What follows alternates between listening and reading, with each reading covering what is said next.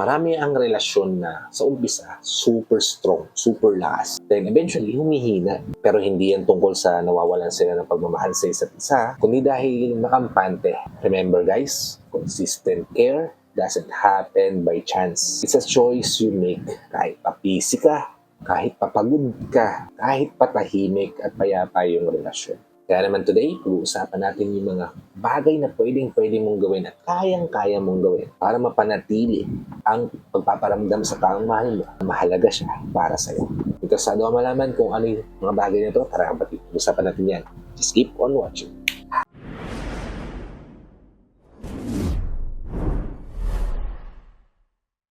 Hi, I'm Gary Opimo. Gumagawa ko ng mga videos na tulad nito para matulungan ka na maging best version ng sarili mo at may bigay mo yung best self mo, syempre, sa taong mahal mo. Kaya naman kung bago ka pa lang dito sa channel ko, please consider liking this video.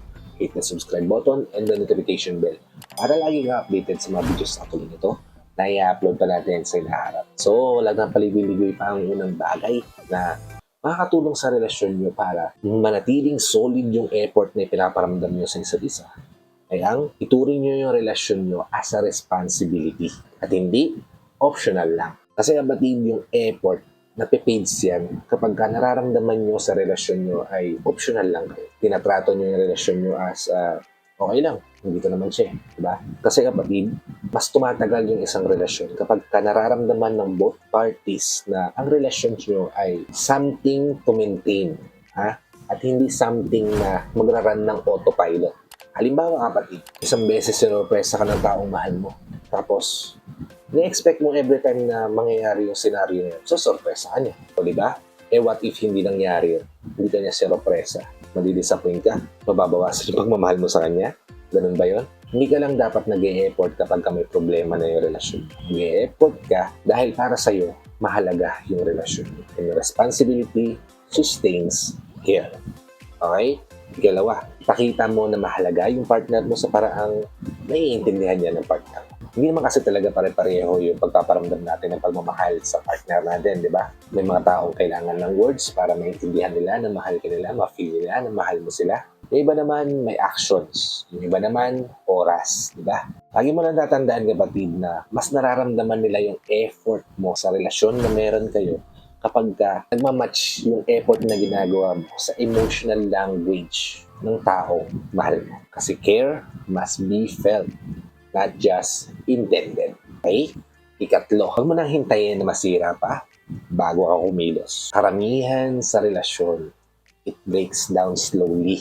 Hindi naman biglaan yun di ba? Lagi mong tatandaan na consistent effort means checking in before resentment builds. Kaya napakahalaga ng small conversation, small adjustment, small gesture para ma-prevent yung napakalaking damage sa relasyon. Lagi mong tatandaan pagdating sa relasyon, maintenance is better than repair. Kaya kung kaya mo yung mga maliliit na bagay ayusin simula pa lang para hindi na lumaki, gawin mo na. Okay? Ika-4, mapanatiliin mo yung effort kahit pa wala na yung kilig.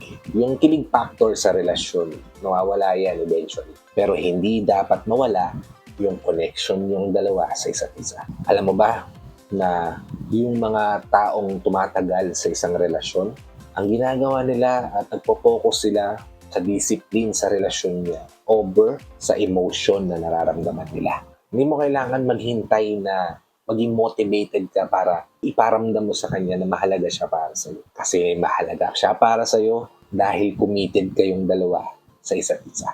And commitment keeps the effort alive. Okay?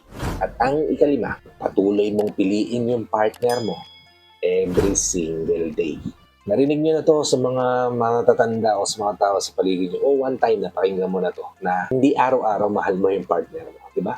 At lagi mo lang tatandaan na yung love, it's not a one-time decision.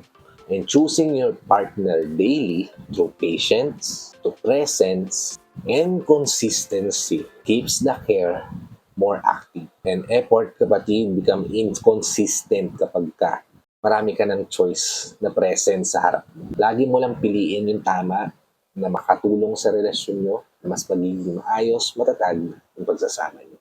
Kaya kung gusto mong tumagal yung relasyon nyo at hindi lang sa umpisa matatag, huwag mo nang hintayin na mawala pa yung spark sa relasyon nyo bago ka kumilos. Piliting mag-effort araw-araw, piliin mong mag-care sa partner mo araw-araw, at piliin mo yung relasyon nyo over anything every single day. I hope nabigyan ko kayo ng insight, ideas, o tips dito sa video na ginawa ko ngayon. If nabigyan ko kayo ng ideas, insight, o tips, please help me share this to your loved ones na posibleng natin matulungan ng video na to. Para nakatulong na kayo sa kanila, nakatulong na rin ako sa kanila. Sa lahat ng OFW viewers natin at sa mga viewers natin dito sa Pilipinas na walang sawang nanonood, sumusuporta, palagi nakatune in sa bawat video na ina-upload ko, maraming salamat po sa palaging panonood at pagsuporta. Kung bago ka pa lang dito sa channel ko, please consider liking this video. Hit the subscribe button and the notification bell para lagi kang updated sa mga videos na tulad nito na i-upload na natin sa inaharap. So, hanggang dito na lang mga kapatid. Maraming salamat ulit sa panonood.